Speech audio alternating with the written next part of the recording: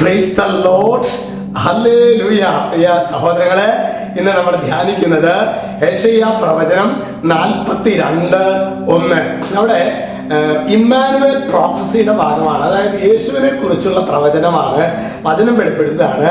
ഇതാ ഞാൻ താങ്ങുന്ന എൻ്റെ ദാസൻ, ഞാൻ തെരഞ്ഞെടുത്ത എൻ്റെ പ്രീതിപാത്രം, ഞാൻ എൻ്റെ ആത്മാവിനെ അവന് നൽകി, അവൻ ജനതകൾക്ക് നീതി പ്രദാനം ചെയ്യും. ഹല്ലേലൂയ. അതായത് ക്രിസ്തു സംഭവത്തിന് നൂറ്റാണ്ടുകൾക്ക് മുൻപ് എഴുതപ്പെട്ട യെശയ്യാ പ്രവചനത്തിൽ, യെശയ്യാ ദീർഘദർശിയിലൂടെ ദൈവത്തിന്റെ പരിശുദ്ധാത്മാവ് പറയുകയാണ്, യേശുവിനെ, അതായത് വരാൻ പോകുന്ന രക്ഷകനെ കുറിച്ചിട്ടുള്ള ഒരു ദൈവിക വെളിപ്പെടുത്തലാണ് നൂറ്റാണ്ടുകൾക്ക് മുമ്പ്, ക്രിസ്തു സംഭവത്തിന് നൂറ്റാണ്ടുകൾക്ക് മുമ്പ് യെശയ്യാ പ്രവചനത്തിലൂടെ നമുക്ക് നൽകുന്നത്.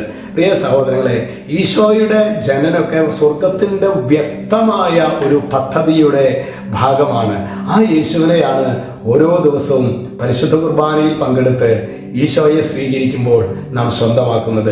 ഇതിനെക്കുറിച്ചിട്ട് എന്തെങ്കിലും ഒരു ധാരണയുണ്ടായിട്ടാണോ പ്രിയ സഹോദരങ്ങളെ ഓരോ ദിവസവും നമ്മൾ പരിശുദ്ധ ബലിയിൽ പങ്കെടുക്കുന്നത്, ഓരോ തവണയും വിശുദ്ധ കുർബാനയിൽ പങ്കെടുക്കുന്നത്, ഒരു ദിവ്യകാരുണ്യ ആരാധനയിൽ പങ്കെടുക്കുന്നത്?